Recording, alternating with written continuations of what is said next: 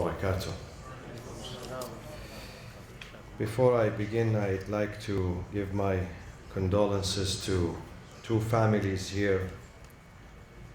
The family of Marhum Faiq Hussein Al-Qazwini, who passed away. His son is here and his family are here with us, so we give condolences to them for the departure of their father.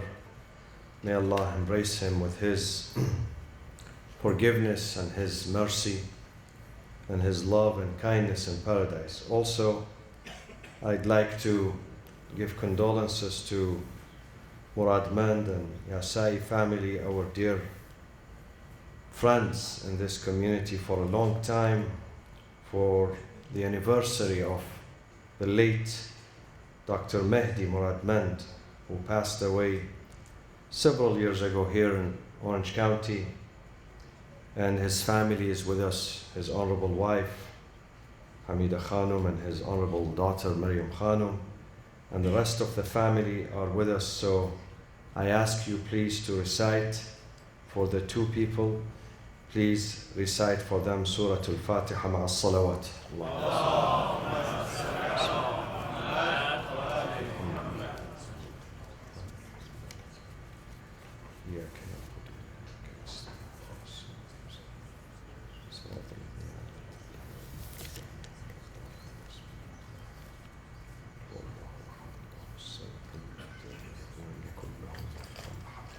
بسم الله الرحمن الرحيم الحمد لله رب العالمين والصلاة والسلام على أنبياء الله جميعا وعلى خاتمهم حبيب إله العالمين أبي القاسم المصطفى محمد وعلى أهل بيته الطيبين الطاهرين المعصومين الذين أذهب الله عنهم الرجس وطهرهم تطهيرا.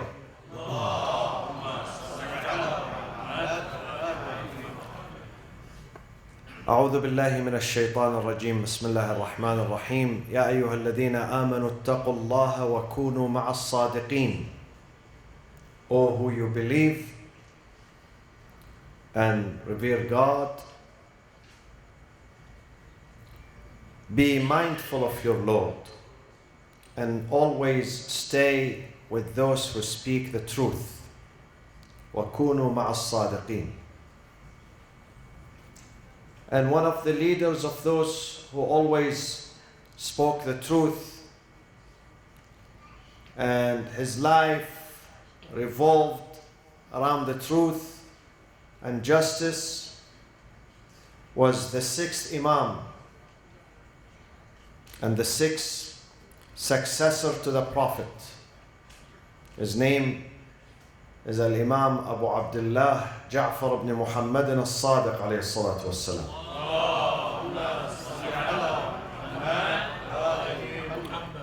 Who was born in the city of Medina in the year 83, and he was martyred in the year 148. So he lived for almost 65 years. And he was born after the departure of his grandfather, the Prophet, 72 years after the death of the Prophet, he was born. The Prophet died in 11th, and Imam As-Sadiq was born in 83. So that is almost 72 years. However, his teachings never departed from the teachings of his grandfather, the Prophet. He followed his grandfather's footsteps and tradition, step by step. حديثي حديث أبي وحديث أبي حديث جدي وحديث جدي حديث أمير المؤمنين وحديثه حديث رسول الله وحديثه عن الله عن جبرائيل عن الله تعالى. All those 12 disciples who succeeded the Prophet, they followed him. Their speech was his speech, and their tradition was his tradition. When the Imam, the 4th or the 5th or the 6th or the 7th or the 8th Imam says something, he would take it from his predecessor, from his father, his grandfather, until this chain of narrators ends through Imam Ali alayhi salam, ends with the Prophet. And the Prophet, when he says something, it means he's conveying the message of God. وَمَا يَنْطِقُ عَنِ الْهَوَىٰ إِنْ هُوَ إِلَّا وَحْيٌ يُوحَىٰ. The Prophet never speaks out of his desires or whims.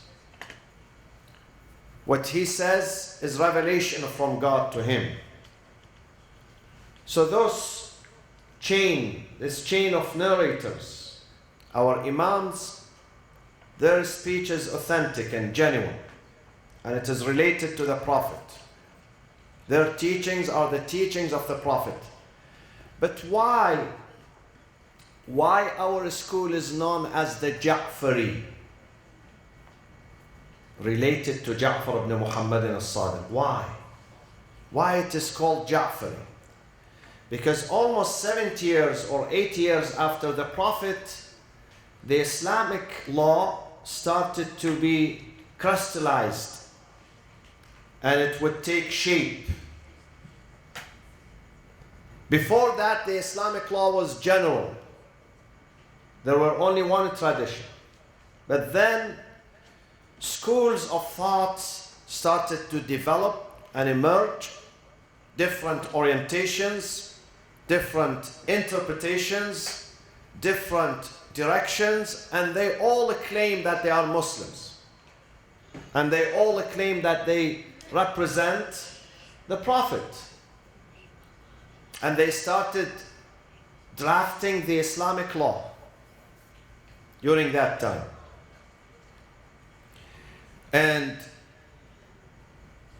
the Hanafi tradition, Hanafi is related to Abu Hanifa. Abu Hanifa, his real name is Thabit al-Nu'man ibn Thabit, Abu Hanifa. Abu Hanifa is believed to be born in Afghanistan, in Kabul.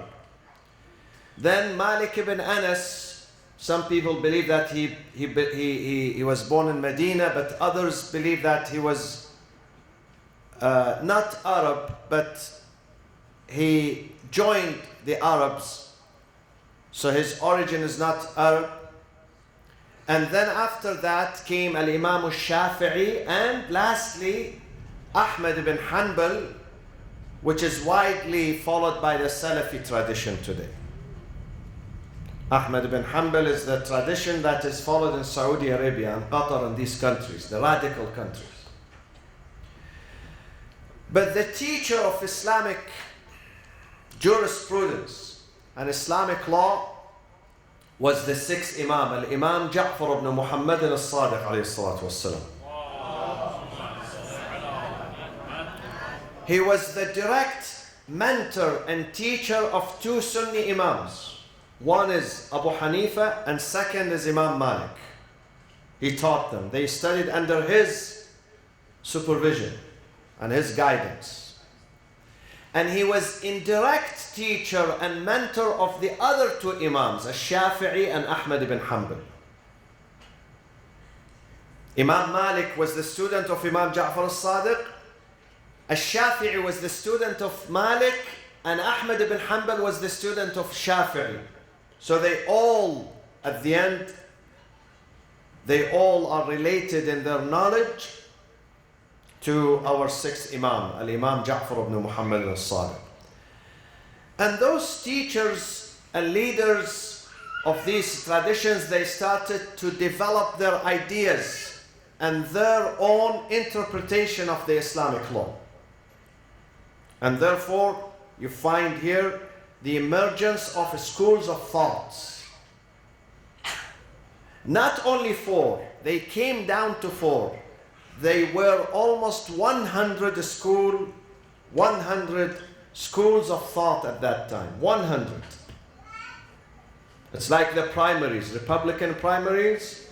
You begin with 16 heroes and you end up with only one hero now. Same thing with the Democrat. I don't know how many they started with. Again, 16 or less than 16. Huh? 4 or 5? Maybe. So Islamic madahib, where they started with so many, but they ended now with mainly now 5. 5. But Imam As-Sadiq alayhi salam was the most distinguished one. Listen to what Imam Malik says. Imam Malik is a heavyweight leader and jurist. He's not easy. At some point they said about him, the Abbasid government, the Abbasid empire, they said, لا يفتى ومالك في المدينة. No one has the right of giving fatwa or Islamic answer or verdict except Imam Malik.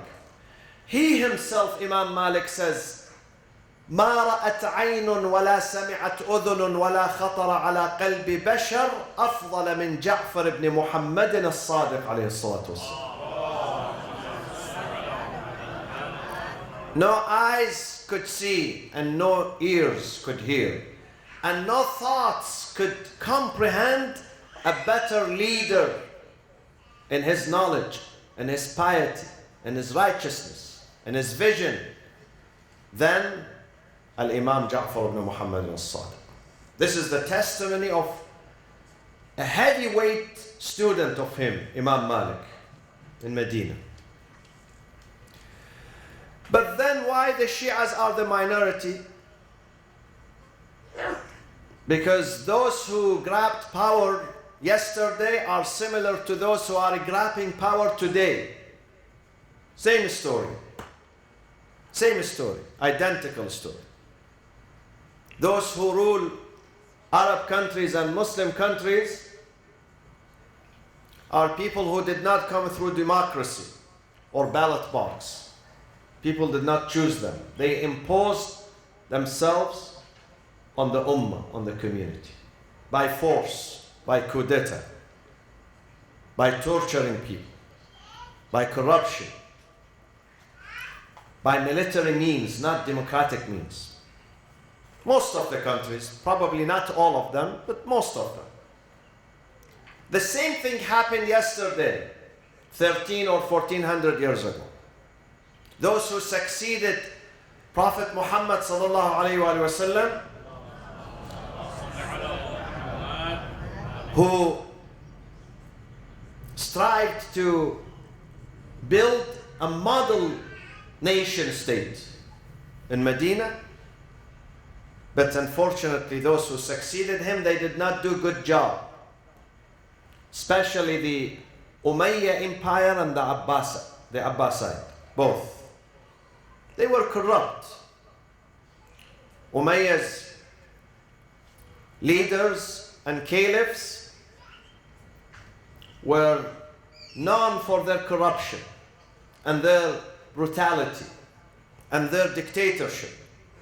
They would pass power from the father to the son. No one elected them. No one consented to their rule. But because they used force, the sword, as their logic. The same thing with the Abbasid. The Abbasid, they always raised the slogan, always they used to say, when they were in the opposition, they used to say that Ahlul Bayt, the family of the Prophet, have been abused by the Umayyad. They have been wronged by the Umayyad. So we have to bring justice back to them. This was their slogan. And they asked people to rise against Bani Umayyah in support of Ahlul Bayt, the family of the Prophet. And people did so.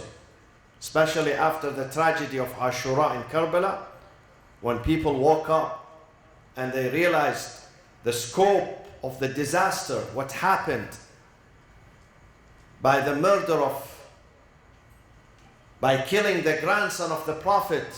They realized the bad thing that happened and they committed themselves to bring back justice. Banu al-Abbas were very smart politicians. They said the best way for us to reach power is to tell the people that we are supporting Ahlul Bayt. We are advocating them. So they deceived people. And when they reached power, they forgot their promises. They turned against Ahlul Bayt. And they did even worse than what Bani Umayyah did to the family of the Prophet.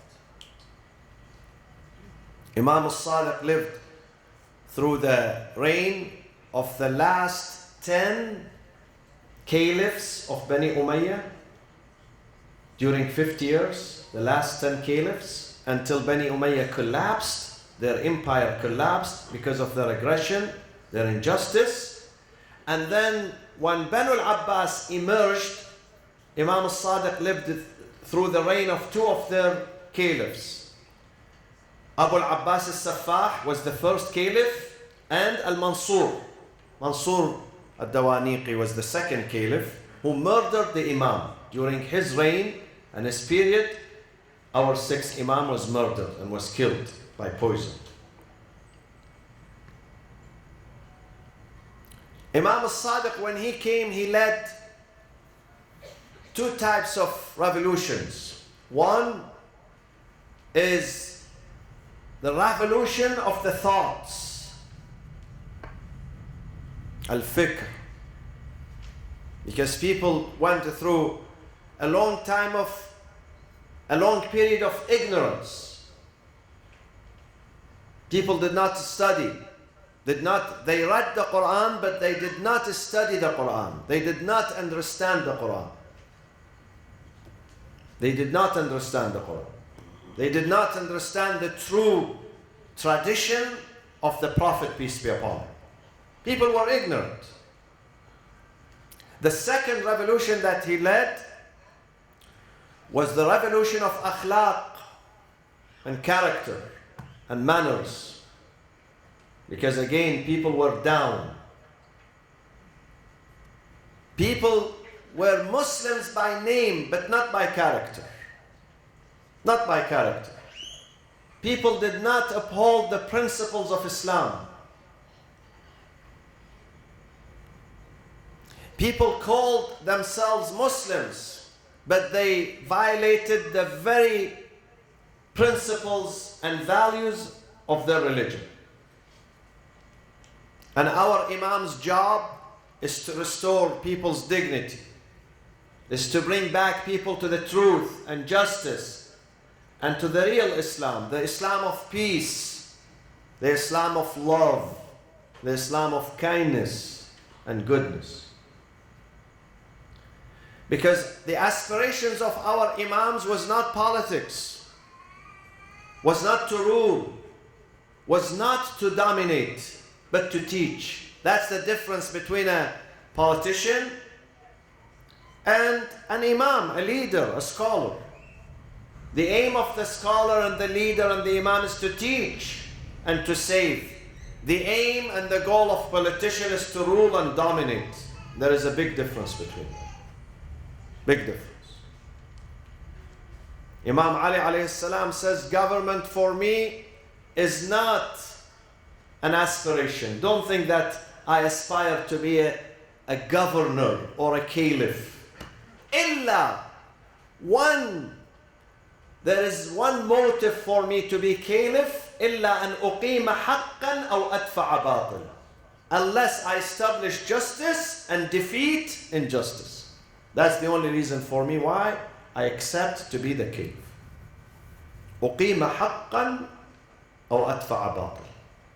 This is the real ruler. This is the real caliph. This is the real Imam. He doesn't want to sit on the seat so people can worship him and be subjugated to him. He wants to establish justice and peace in the society. He wants to make people happy, people safe, not to dominate. Imam Ali was successful because he did not aim.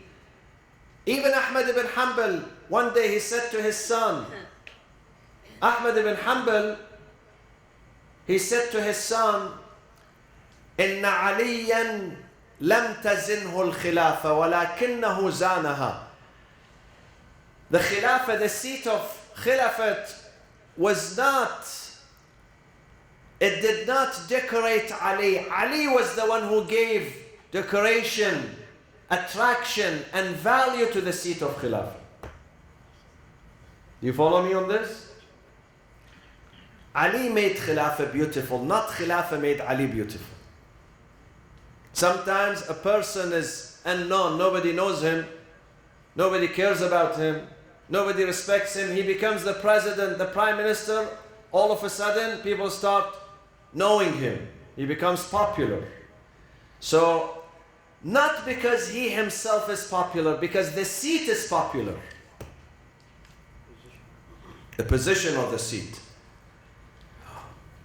When it comes to Imam Ali himself was popular, whether he's caliph or a private citizen. He was popular first and foremost in the eyes of God. In the eyes of God. God loved him. First, before we love him, God loved him. The Prophet turned to him, he said, Ya Ali, ma arafaka illa Allah wa ana. Only two people can value you and truly appreciate you, and that is God and me. God and me. They can appreciate you. And the Prophet said to him, when he gave him the banner to go in one of these, the Battle of Khaybar, north of Medina, 170 kilometers north of Medina, he said, I'm giving this banner to a hero, رجل يحب الله ورسوله ويحبه الله ورسوله. I'm going to give this banner to a man that he loves God and his apostle, and God and his apostle love him too. They both love him too. Ali was popular. He didn't need to be a caliph. He was not killing himself to reach that seat. And the first thing he did when he was elected as a caliph, they said to him, this palace is yours. He said, I'm not going to even enter this palace. Leave me alone. The palace still today, if you happen to go to Kufa next time, next to Masjid al-Kufa there is a palace. Now it's ruined, of course. That was Qasr al-Imara, the biggest palace in that city, maybe in Iraq, maybe in the Middle East at that time. Ali said, I'm not even going to step inside this palace. I don't need it. I don't look forward for this palace. Now people are killing themselves to reach the White House. Ali, the White House came to him and he refused to enter the White House. Because Ali came to serve, not to rule, not to dominate. Ali was not thirsty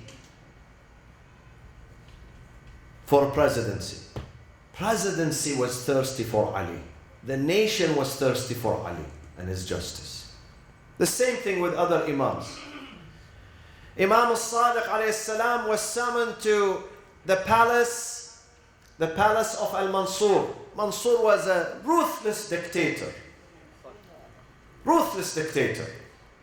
We used to say these things 30 years ago, nobody would believe what we say about those dictators, Muawiyah and his cronies. But now when people see Osama bin Laden, now when people see what Abu Bakr al-Baghdadi does, they say, yes, it's true. Did you see that? I mentioned this last Thursday. I mentioned this, a boy of 11 years old. His name is Abdullah Isa, Palestinian boy, who's diabetic. And he was about to die. They captured him.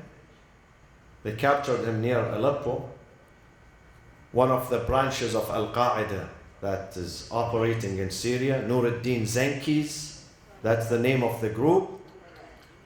They beheaded the boy.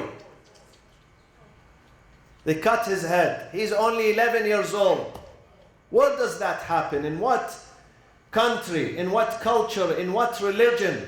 What religion tells you that a boy who is only 11, he has not reached the age of puberty, would be killed? Except with the Salafis and the Wahhabis. The only religion that permits and encourages this barbaric act is the Salafi and the Wahhabi tradition. They beheaded him, and they were proud to carry his head, and they were screaming, Allahu Akbar, Allahu Akbar, victory, victory for them. Killing a boy who's only 11. This is victory for them. This is exactly what Muawiyah and Yazid and Bani Umayyah and Bani Abbas did to the followers of Ahlul Bayt. They murdered their children. They murdered their women, their daughters, their men, their elderly. They demolished their homes. Muawiyah used to say, anyone you capture who is suspected of being the supporter of Ali, first of all, demolish his house completely and then murder him. Leave no room for him in the society. Anyone that you suspect, not certain, no, when you suspect he's a supporter of Ali, the first thing, he did exactly what Israel is doing to some Palestinians today. They demolished their homes. Israel learned this from Muawiyah bin Abi Sufyan 1300 years ago. He used to do the same with the followers of Ahlul Bayt. Ihdimu alayhi dara. Ihdimu, while they are alive, collapse the home, crush the home on them. Let them die inside their home. But look at where is Ali today and where is Muawiyah? Who's victorious today after 13 or 1400 years? If you ask people in the street, who's victorious today? Ask for the grave of Muawiyah, and then you go and see for yourself the shrine of Amir al-Mu'mineen Ali ibn Abi Talib. And this is just here in the dunya. In the akhirah, Allah says that's even a greater account, a greater difference in the akhirah. لا يستوي أصحاب النار وأصحاب الجنة.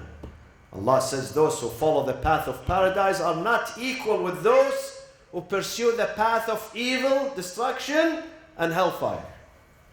لا يستوي أصحاب النار وأصحاب الجنة. We have to distinguish. We cannot be naive. Muslims should not be naive. They should distinguish between a good ruler and a bad one.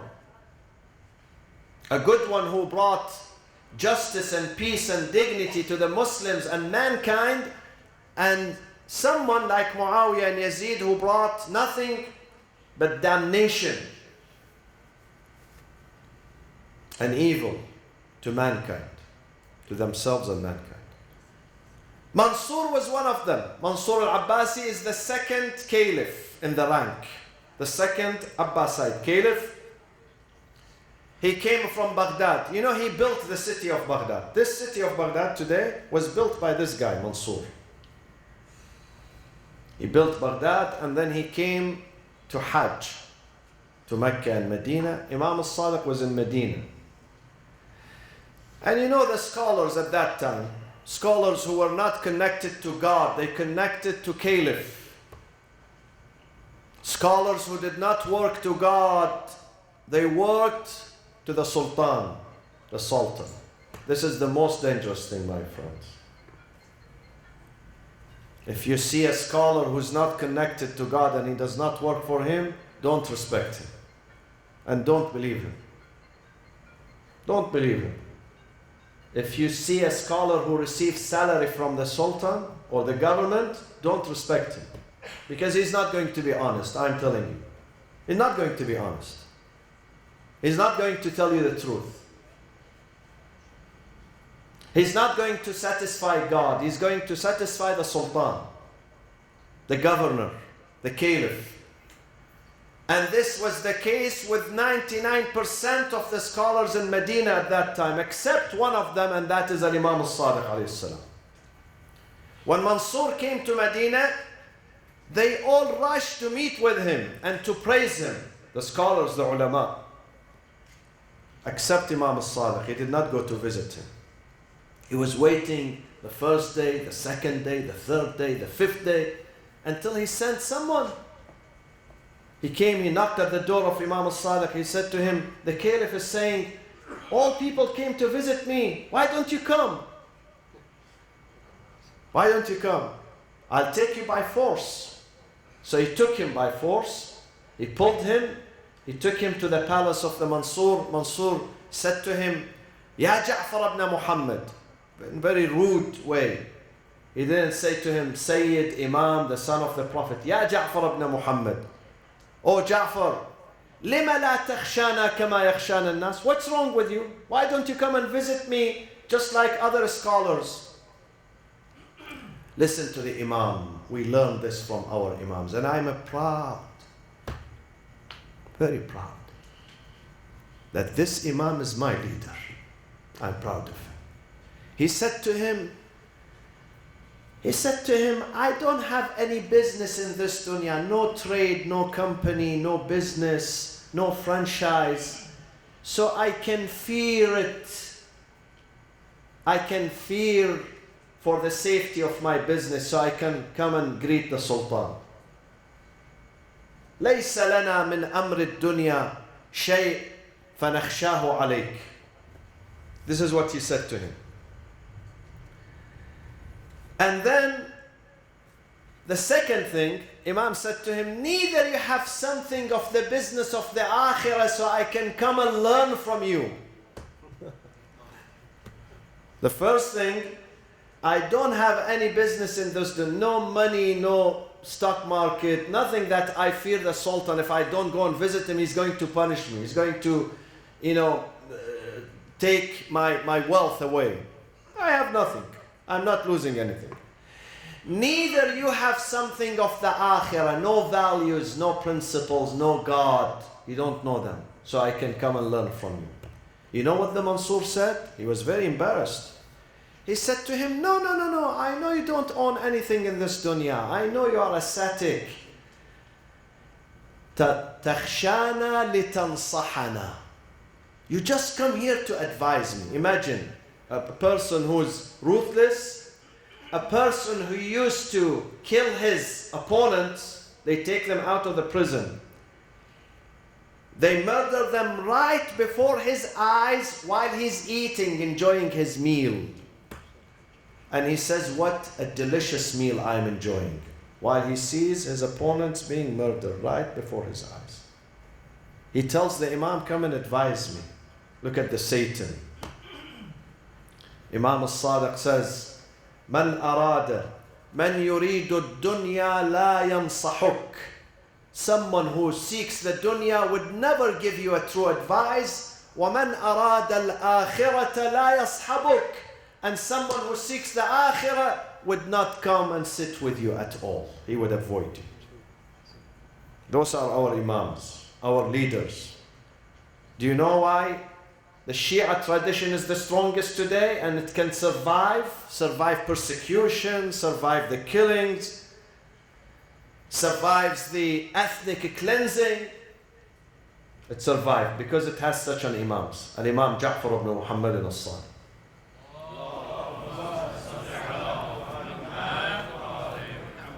who stands in the face of the tyrant and he tells him,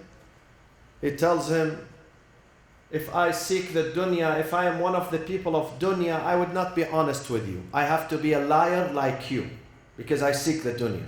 And if I want to be one of the people of the akhirah, I would not even come close to you and sit with you because you have nothing to offer me for my akhirah. You are corrupt. Those are our imams. As a result of that, when Al-Mansur he was able to conquer all other scholars.